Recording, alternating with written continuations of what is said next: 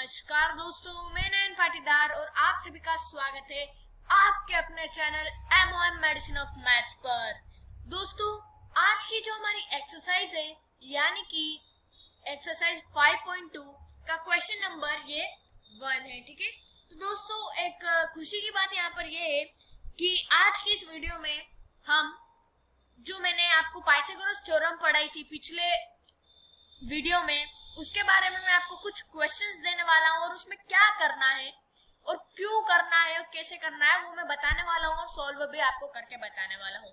दोस्तों, तो आप सोच रहे होंगे सर यह तो हमारे लिए खुशी की बात है ही नहीं, ये तो हमारे लिए और दुखी की बात है। तो जी नहीं दोस्तों, यहाँ पर जो है मैं आपको ऐसे क्वेश्चंस देने वाला हूँ जो कि आपके जो कॉम्पिटिटिव एग्जाम है, ठीक है, जो आपकी DSSB या रेलवे की या कोई सी भी कॉम्पिटिटिव एग्जाम होती है संविदा की, उसमें जो क्वेश्चंस पूछे जाते हैं NCERT लेवल पर, वो मैं आपको यहाँ पर देने वाला हूँ। ठीक है, तो दोस्तों वीडियो को एंड तक देखना क्योंकि मैं वो क्वेश्चंस आपको एंड में देने वाला हूँ। साथ ही में चैनल को सब्सक्राइब कर लेना और बेल आइकन दबाना ना भूलिएगा। ठीक है, तो दोस्तों यहाँ पर क्वेश्चन नंबर 1 है, how would you rewrite Euclid's fifth postulate so it would be easier to understand? देखिए दोस्तों, क्वेश्चन क्या कह रहा है, क्वेश्चन को पहले ध्यान से समझिए। ये कह रहा है कि आप उससे जो फिफ्थ पोस्टुलेट है, अब वो पोस्टुलेट क्या है ये मैं आपको बता चुका हूँ और एक और बार आपको मैं बताऊंगा। क्वेश्चन कह रहा है कि आप उसे एक और बार कैसे लिख सकते हो यूक्लिड्स के फिफ्थ पोस्टुलेट को, ताकि वो इजियर हो जाए समझने में, ताकि समझने में क्या हो जाए, वो क्या हो जाए, थोड़ा इजी हो जाए। ठीक है, तो हमें क्या करना है, इजी वाली इंग्लिश लेवल यूज करनी है और उसे रीराइट करना है ताकि जो है हमारे स्टूडेंट्स वो इजियर जो है अंडरस्टैंड हो जाए। ठीक है, यानी कि उनको समझ में यहाँ पर आ जाए। तो देखिए यहाँ पर जो है वो एक्सरसाइज 5.2 में टोटल क्वेश्चन 2 ही है। ठीक है, तो हम इसी वीडियो में 1 और 2 क्वेश्चन देख लेंगे। बात की जाए आखिर हमारा पोस्टुलेट 5 है कौन सा, तो ये रहा आपका पोस्टुलेट नंबर 5। ठीक है, तो दोस्तों देखिए पोस्टुलेट नंबर 5 क्या है, if a straight line falling on two straight line makes the interior angle. एक मिनट दोस्तों, आपको क्या है, पहले ये वाला पोस्टुलेट समझना होगा, उसी के बाद आपकी योर ओन लैंग्वेज में। ठीक है, बट वो इंग्लिश क्यों नहीं चाहिए, थोड़ी सी जो है वो यहाँ पर लेवल कम हो सकता है, लेकिन आपको क्या करना है, योर ओन लैंग्वेज में आपको रीराइट करना है ताकि क्या है समझ में आ जाए। ठीक है, तो आपको क्या करना है, आपको पहले इसका मतलब समझना है, इस पूरे पोस्टुलेट का मतलब समझना है। ठीक है, जो कि मैं आपको समझाने वाला हूँ। If a straight line falling on two straight line. ठीक है, अब मान लीजिए यहाँ पर एक मिनट मैं आपको बता देता हूँ। हाँ, तो if a straight line falling on two straight line, मान लीजिए आपके सामने इस तरह की कोई सी दो लाइन है, इसके ऊपर क्या हो रही है, तीसरी लाइन फॉल हो रही है, यानी कि इसके ऊपर क्या है, तीसरी लाइन जो है वो इंटरसेक्ट हो रही है। तो यहाँ पर makes the interior angle on the same side of it taken together less than right angle. ठीक है, तो दोस्तों देखिए यहाँ पर जो है वो दो यहाँ पर राइट एंगल बन रहे हैं। ठीक है, राइट एंगल यहाँ पर जो है वो बन रहे हैं, इधर भी देखा जाए तो इधर भी बन रहे हैं। तो अब मान लीजिए यहाँ पर मैंने नेम दे दिया A, इस वाले को दे दिया B, इस वाले को दे दिया C, इसको D। ठीक है, तो अब देखिए आगे कह रहा है then the straight lines if produced indefinitely, यानी कि अगर ये जो स्ट्रेट लाइन है ये दोनों, इनको अगर मैं आगे बढ़ा दूं, ठीक है, जितनी भी मेरी मर्जी हो, तो क्या होगी, मीट ऑन दैट साइड, उसी साइड में वो क्या होगी, मिल जाएगी, इंटरसेक्ट करेगी, on which the sum of angle is less than 2 right angle. अब देखिए, अब यहाँ पर देखिए क्या आखिर हमें क्या करना है। ठीक है, तो देखिए दोस्तों, जो हमारा पोस्टुलेट नंबर 5 है वो कह रहा है कि जिस साइड अगर आप दोनों लाइन को बढ़ाते हो और अगर लाइन मीट हो जाती है तो उसी साइड के इंटीरियर एंगल क्या होंगे, 2 राइट एंगल से कम होंगे। अब देखिए यहाँ पर मान लीजिए इस वाली को मैंने इंडेफिनिटली आगे बढ़ाया और इस वाली को भी बढ़ाया, तो यहाँ पर क्या ये दोनों लाइन मीट हो रही है, नहीं हो रही है, यानी कि क्या हो रहा है, angle C plus angle D क्या है, ग्रेटर देन, क्या हो रहा है यहाँ पर हमारा, ग्रेटर देन 180। 180 डिग्री, ठीक है। तो हम यहाँ पर ग्रेटर देन 180 डिग्री कर सकते हैं, ठीक है। अब यहाँ पर आप इस तरह से लिख सकते हो। अब दोस्तों अगर देखा जाए, ठीक है, कि अगर हम ए और बी वाले साइड में अगर हम इनडेफिनेटली इसे बढ़ाएं और इसे भी बढ़ाएं, तो यहाँ पर एक पॉइंट हो रहा है, एक इंटरसेक्ट हो रहा है। तो जब आप यहाँ तक बढ़ाओगे तो यहाँ पर क्या हो जाएगा, एक पॉइंट मिल जाएगा, ये दोनों लाइन मीट हो जाएगी। यानी कि, ठीक है, पोस्टुलेट 5 के मुताबिक क्या हो रहा है, यहाँ पर लाइन मीट हो रही है। तो क्या हो जाएगा, इसका मतलब क्या है यहाँ पर, यानी कि इधर जो ए और बी एंगल है, यानी कि angle A plus angle B equal to क्या हो जाएंगे, लेस देन 180 डिग्री। तो हम यहाँ पर कर देंगे 180 डिग्री। यानी कि देखिए, जो एंगल मीट नहीं कर रही है और वहां पर दो राइट एंगल क्रिएट हो रहे हैं, तो वो 180 डिग्री से ज्यादा होंगे। और अगर, ठीक है, दो लाइन एक साइड मीट हो रही है, ठीक है, तो क्या होंगे, 180 डिग्री से कम होंगे। यानी कि दोस्तों यहाँ पर किस तरफ लाइन जा रही है, लेफ्ट साइड में हमारी मीट यहाँ पर लाइन हो रही है, ठीक है। अब दोस्तों देखिएगा बात, यहाँ पर आखिर हमारा पोस्टुलेट कहना क्या चाह रहा है। तो ये यही कहना चाह रहा है कि मान लीजिए आपके पास एक स्ट्रेट लाइन है, वहां से दो जो लाइन है वो फॉल हो रही है, ठीक है। अगर जिस तरफ भी वो लाइन दोनों मीट हो रही है, तो वो जो उस तरह के दो एंगल है हमारे, ठीक है, जो ट्रांसवर्सल लाइन के जो हमारे दो एंगल है, इंटीरियर एंगल, वो 180 से कम होंगे। और अगर देखा जाए जो लाइन मीट नहीं हो रही है, उस तरफ इंटीरियर एंगल क्या होगा, 180 डिग्री से ज्यादा होगा, ठीक है। तो यही जो है मैं कहना चाहता हूँ। अब मान लीजिए यहाँ पर 95 है, यहाँ 95 डिग्री और ये 90 डिग्री, ठीक है। तो ये क्या हो गया, 185 डिग्री। इधर हम 5 कम कर देंगे, तो यहाँ पर देखिए मैं कर देता हूँ 80, क्या ले सकते हैं हम यहाँ पर 87.5 और बी भी हमारा 87.5, ठीक है। तो अब देखिए, जब आप 87.5 को जब आप ऐड करोगे तो क्या होंगे, 180 डिग्री से कम होंगे, ठीक है। कैसे कम होंगे, देखिए आप ऐड करके देख सकते हो 87 और 87 को, उसके बाद 1 और उसमें ऐड कर दीजिएगा, क्योंकि 5 हमारा है डॉट में, ठीक है। तो 7 कितना होता है, 14 होता है, ठीक है। 174 यानी कि 175 लगभग कुछ यहाँ पर आ जाएगा, 175 डिग्री आ जाएगा। तो ये एंगल ए और बी को मिला के, ठीक है। अब अगर हम एंगल सी और डी की बात करें, तो यहाँ पर 185 जो है वो हमारा यहाँ पर डिग्री जा रही है, यानी कि 180 से अबाव जा रही है। तो यही दोस्तों जो पोस्टुलेट 5 हमें समझाना चाहता है। बात आती है कि हम इसे किस तरह से लिख सकते हैं ताकि क्या हो, हम इजियर में समझ सके। तो देखिए हम इसे लिख सकते हैं, when two lines are cut by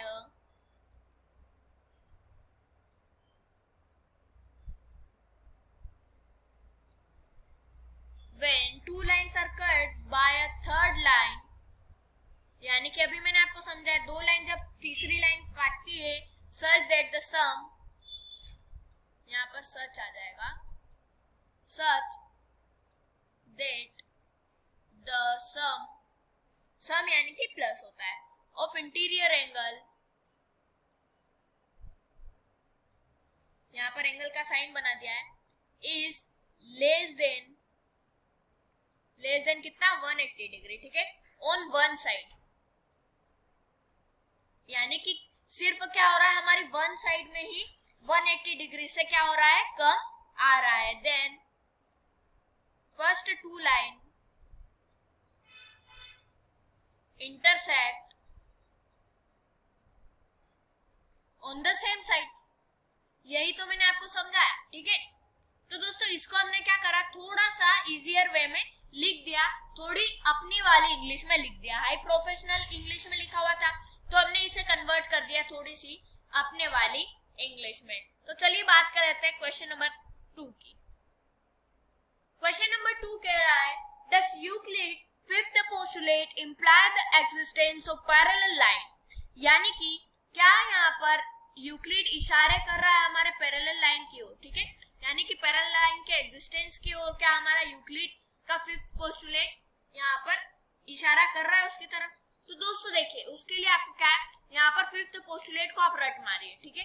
या फिर मैंने समझाया है उसे याद रख लीजिए या उसे समझ लीजिए।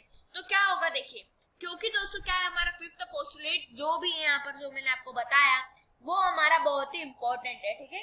तो बहुत इंपॉर्टेंट होने के कारण आपको सभी स्टूडेंट्स को पता होना चाहिए कि हमारा जो फिफ्थ पोस्टुलेट है वो क्या है। अब देखिए हमें इसमें क्या करना होगा, हम वो देख लेते हैं, ठीक है। तो यहाँ पर मैं आपको बता देता हूँ आखिर हमें इस क्वेश्चन में करना क्या है। तो यहाँ पर according to fifth postulate,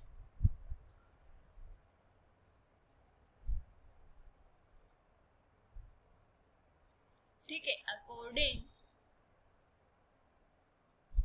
to fifth postulate,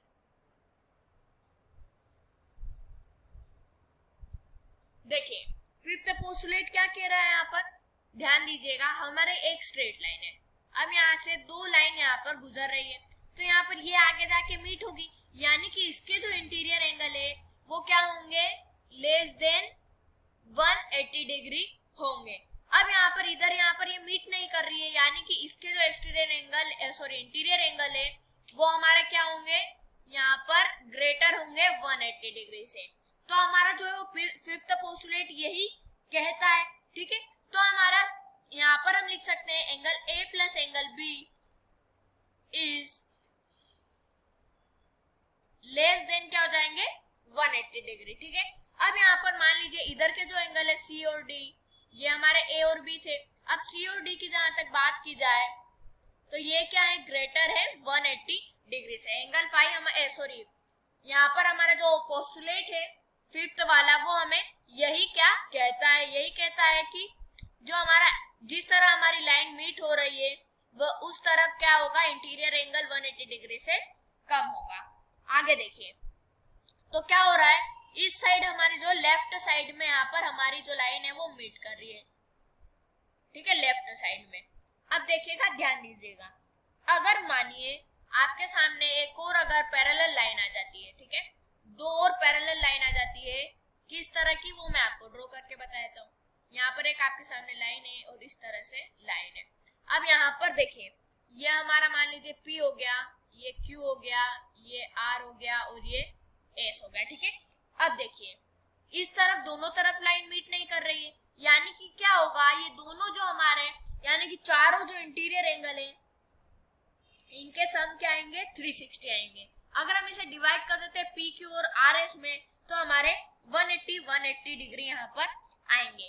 यही बात कह रहा हूँ, क्यों आएंगे, क्योंकि दोस्तों ये लाइट क्या होंगे, ये जो लाइन है ये अगर आप इंडेफिनेटली बढ़ाते भी हो तो क्या हो रहा है, ये कभी भी मीट नहीं होगी, नेवर एवर ये कभी भी मीट नहीं होगी, ठीक है।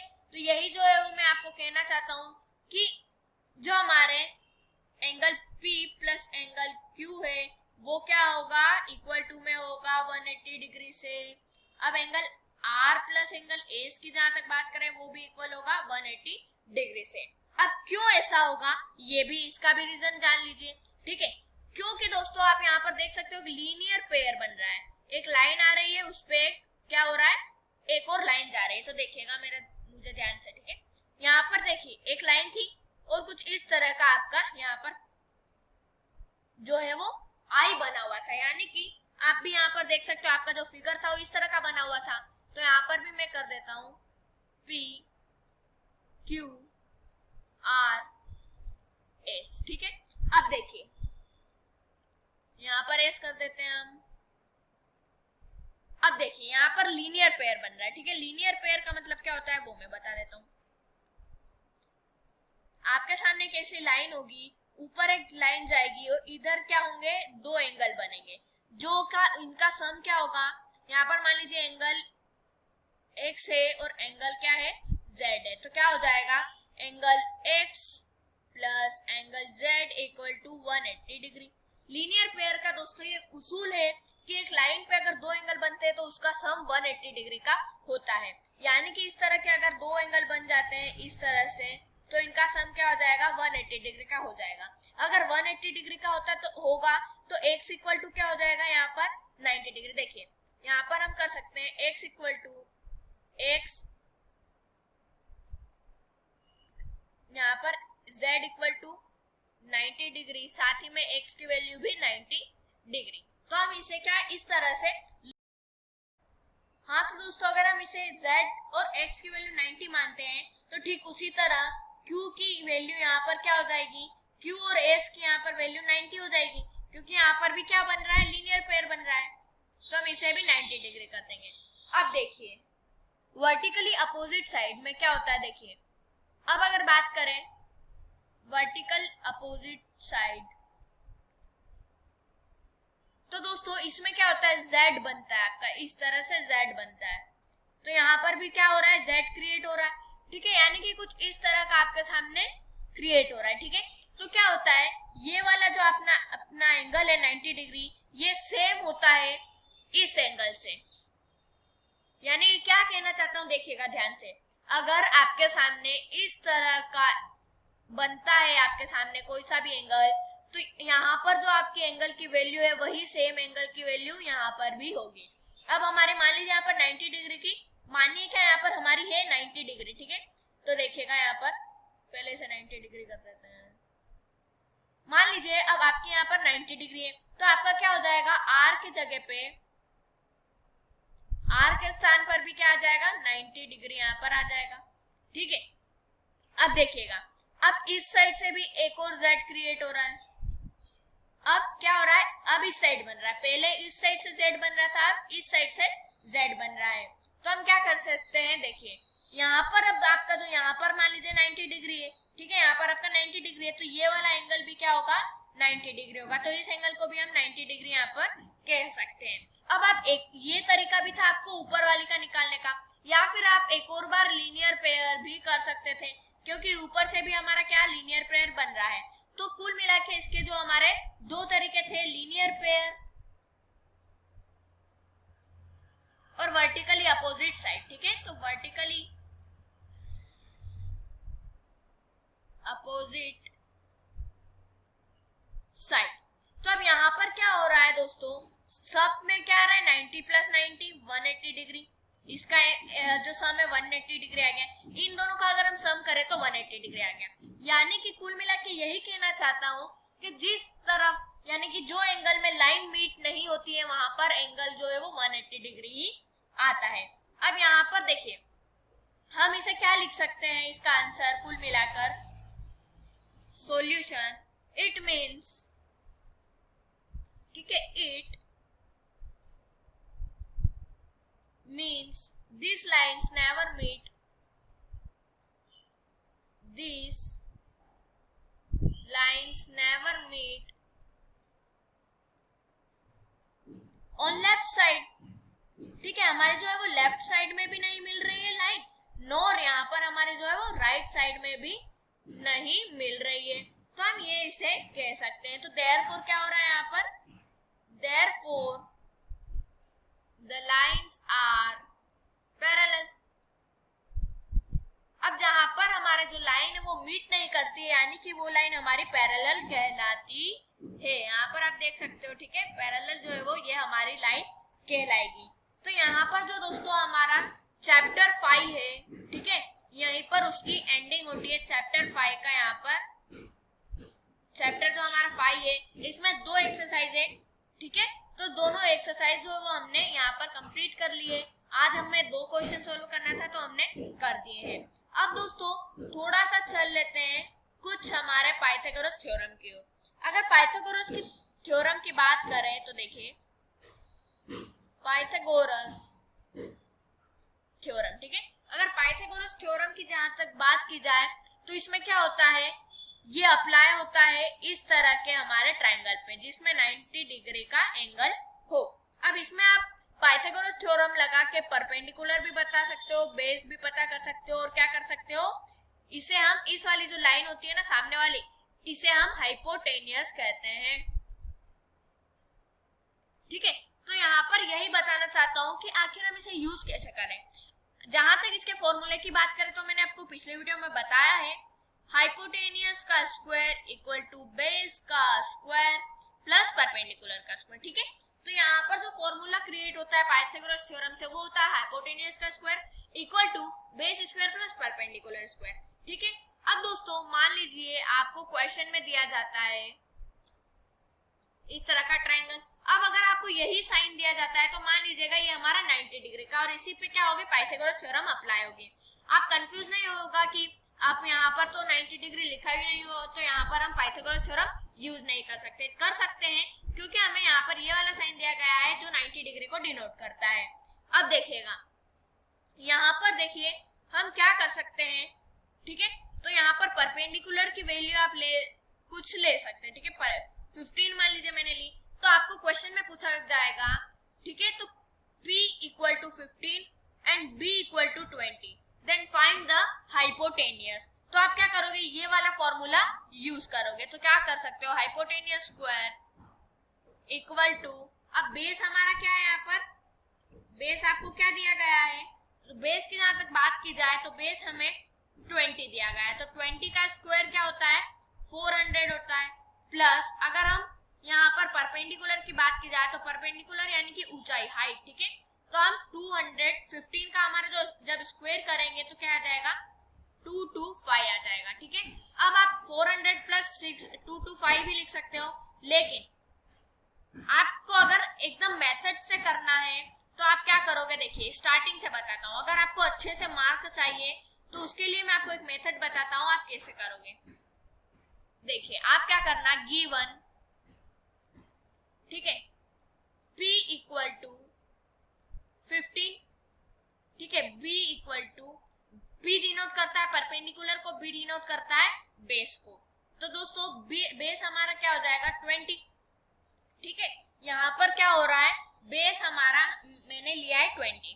अब यहाँ पर लेट कर लेते हैं हाइपोटेनियस इक्वल टू, हमें पता नहीं है तो हम क्वेश्चन मार्क भी लगा सकते हो, या फिर अगर आपको लेट करना है तो आप यहाँ पर लेट भी कर सकते हो, लेकिन हमें पता नहीं है तो मैं क्वेश्चन मार्क लगा रहा हूँ। अब अगर पाइथागोरस थ्योरम के फॉर्मूले की बात की जाए तो यहाँ पर हमारा फॉर्मूला क्या होता है, हाइपोटेनियस का स्क्वायर इक्वल टू बेस का स्क्वायर प्लस परपेंडिकुलर का स्क्वायर, ठीक है। तो आपको जो है वो ये फॉर्मूला याद कर लेना है, ठीक है, याद करना ही पड़ेगा क्योंकि यहाँ पर कॉन्सेप्ट कुछ नहीं लगा सकते, भले ही कॉन्सेप्ट पावर होती है। अब यहाँ पर देखिए हाइपोटेनियस हमें पता नहीं है तो हाइपोटेनियस का square as it is equal to base हमारा क्या है 20 का स्क्वायर प्लस परपेंडिकुलर हमें दिया गया है 15 यहाँ पर, ठीक है, तो हम क्या कर देंगे 15 का स्क्वायर कर देंगे, तो हाइपोटेनियस का स्क्वायर इक्वल टू 20 का स्क्वायर क्या होगा 400। आप यहाँ पर मल्टीप्लाई करके देख सकते हो, 20 मल्टीप्लाई 20, 0 0 0 2 0 0 2 2 4, तो यहाँ पर क्या आ रहा है 400 आपका आंसर आ रहा है। तो इस फिलहाल इसे रब कर देते हैं, तो यहाँ पर हम क्या लिख देंगे 400 प्लस 15 का आखिर क्या स्क्वायर होता है, 15 का होता है 225, यहाँ पर भी आप क्या कर सकते हो मल्टीप्लाई करके देख सकते हो, 5 5 जा 25 आ जाएगा, कैरियर टू 7, 1 5 जा 5 और 1 1 जा 1, 5 की 5 यहाँ पर, ठीक है, यहाँ पर 7 और 5 12 होंगे तो 2 कैरियर 1 करा तो 2 2 5 आ गया। तो आप देख सकते हो यहाँ पर आपको स्क्वायर निकालना बहुत ही इजी होता है, सिर्फ उसी डिजिट से हमें मल्टीप्लाई कर देना है सेम डिजिट से, ठीक है। तो यहाँ पर क्या हो रहा है 4 और 2 यानी कि 5 2 और 6 आपका, यानी कि आंसर जो आएगा वो 625 आएगा, ठीक है। तो मैं यहाँ पर लिख देता हूँ 625। अब ये हमारा आंसर आया हाइपोटेनियस स्क्वायर का। अब अगर हमें हाइपोटेनियस चाहिए तो हम क्या करेंगे, तो देखिए आप क्या कर सकते हो, यहाँ पर आपको क्या करना है कि आपको ये ढूंढना पड़ेगा कि 625 आखिर किसका हमारा जो स्क्वायर होता है।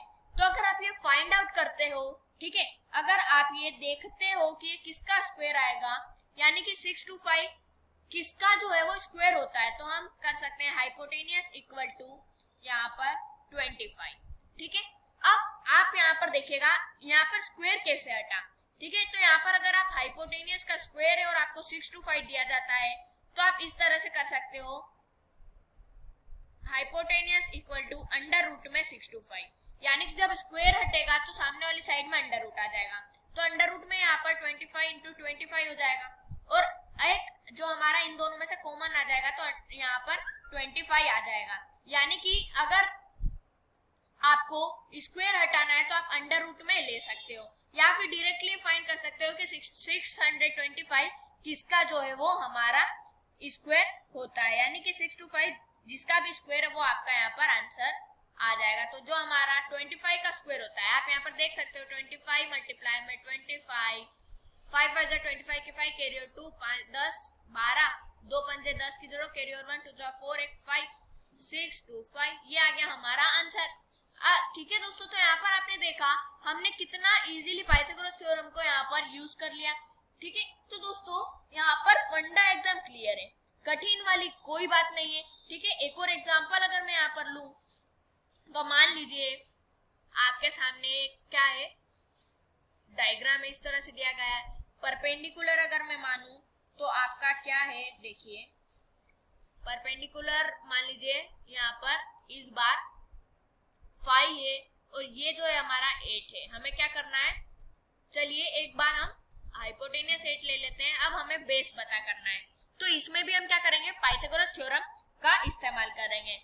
यहाँ पर देखिए, अगर आपको एकदम स्टैंडर्ड मार्क्स चाहिए, स्टैंडर्ड में आपको यहाँ पर क्वेश्चन को सोल्व करना है, तो आप क्या करोगे ये मैं आपको बता देता हूँ। देखिए क्या करना है, गिवन सबसे पहले आपको गिवन लिखना है। ये लिख दिया तो आए हाय मजा आ जाएगा दोस्तों। ठीक है, गिवन लिखने के बाद आपको यहाँ पर परपेंडिकुलर 5 दिया गया है, तो आपको क्या करना है, P = 5। ठीक है, हाइपोटेनियस क्या दिया गया है हमें 8। बात की जाए अगर हम बेस की, तो यहाँ पर हमें बेस नहीं दिया गया है, तो आपको कुछ इस तरह से राइट कर देना। उसके बाद आपको करना है देयरफॉर, पाइथागोरस थ्योरम लगा के यहाँ पर हाइपोटेनियस का स्क्वायर, ये हमारा देयरफॉर को डिनोट करता है। ठीक है, हाइपोटेनियस का स्क्वायर इक्वल टू बेस का स्क्वायर इक्वल टू प्लस, ठीक है, प्लस परपेंडिकुलर का स्क्वायर। ठीक है, अब यहाँ पर देखिएगा आपको आखिर यहाँ पर करना क्या है। तो हाइपोटेनियस हमें 8 दिया गया है, इस बार हमें बेस पता करना है, तो 8 का स्क्वायर कर देंगे हम। ठीक है, 8 का जो है वो हम स्क्वायर यहाँ पर कर देंगे। ठीक है, इक्वल टू बेस हमें नहीं दिया गया है, तो बेस का एज इट इज रखेंगे, प्लस में परपेंडिकुलर हमें 5 दिया गया है, तो 5 का स्क्वायर कर देंगे। ठीक है, अब 8 का स्क्वायर 64 होता है, इक्वल टू में बेस का square as it is, plus में 5 का स्क्वायर 25, मल्टीप्लाई करके देख सकते हो आप लोग। ठीक है, आखिर अगर मैं सोचूं यहाँ पर, तो 5, 8 और लगभग 10 तक का स्क्वायर सभी को पता होना चाहिए।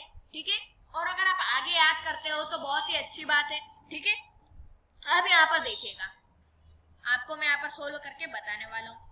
अब आपको क्या करना है, बेस इक्वल टू, यहाँ पर क्या हो जाएगा, जो हमारा 64 है, बेस इक्वल टू 64 प्लस का 25 इधर जाएगा तो माइनस का 25 हो जाएगा। अब आप इसमें से माइनस कर दीजिए, आंसर आ जाएगा।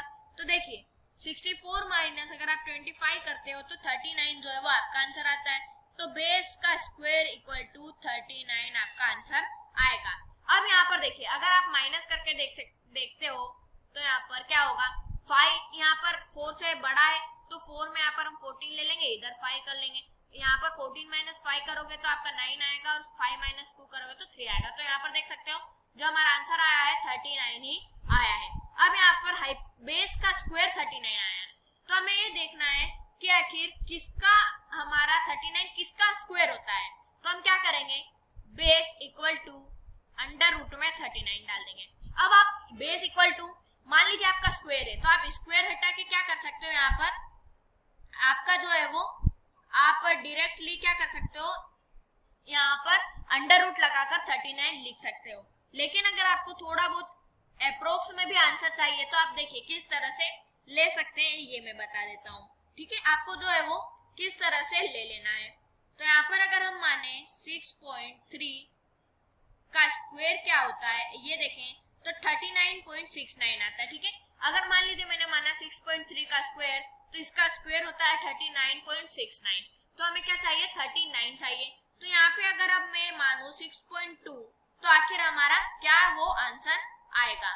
तो दोस्तों अगर हम 6.2 का स्क्वायर करते हैं यहाँ पर, ठीक है, तो जो आंसर आ रहा है वो आ रहा है 38.44। ठीक है, तो हम क्या ले सकते हैं, अप्रोक्स में बड़ा वाला डिजिट ले सकते हैं, तो हम लिख सकते हैं बेस इक्वल टू 6.3। बात खत्म यहाँ पर। क्यों, क्योंकि यहाँ पर अप्रोक्स में हम वैल्यू ढूंढ रहे हैं। अगर आपको अप्रोक्स में नहीं ढूंढना, एक्यूरेट चाहिए, तो आप अंडर रूट में 39 लिख दीजिए, बात खत्म। यहाँ पर एक्यूरेट जो है आपका आंसर आ जाएगा। अप्रोक्स में ले सकते हो आप 6.3, क्यों, क्योंकि देखिए यहाँ पर एक बार आपको मैं बताता हूँ, हमें क्या फाइंड आउट करना रहता है कि 39 किसका स्क्वायर है। तो हम यहाँ पर क्या कर सकते हैं, b इक्वल टू, हाँ तो दोस्तों आप कुछ इस तरह से भी जो है वो लिख सकते हैं। अब क्या होगा, एक डिजिट से अंडर रूट कैंसिल आउट हो जाएगा और एक ही डिजिट जो है वो बाहर निकल कर आ जाएगी। तो इस तरह से भी आपका आंसर आ सकता है। तो मैं आपको यहाँ पर रिवाइज ही करा रहा था, ठीक है। तो कि आपको किस तरह से जो है वो आपको यहाँ पर अगर एग्जाम में क्वेश्चंस आते हैं हमारे पाइथागोरस थ्योरम के, तो आपको घबराना बिल्कुल नहीं है। बहुत ही इजी यहाँ पर फॉर्मूला है, फंडा है और सब कुछ यहाँ पर आपको दिया जाता है। सिर्फ जो है एक डिजिट यहाँ पर नहीं दी जाएगी। यानी कि कहने का तात्पर्य ये कह रहा हूँ कि परपेंडिकुलर, बेस और हाइपोटेनियस में से सिर्फ जो है वो एक डिजिट नहीं दी जाएगी। कभी हमें परपेंडिकुलर नहीं दिया जाएगा, कभी बेस नहीं दिया जाएगा, तो कभी हाइपोटेनियस नहीं दिया जाएगा। यानी कि अगर परपेंडिकुलर और हाइपोटेनियस दिया, अगर ये दोनों हमें दिया है तो बेस जो है वो नहीं देंगे। अगर बेस और हाइपोटेनियस दिया है तो परपेंडिकुलर नहीं देंगे।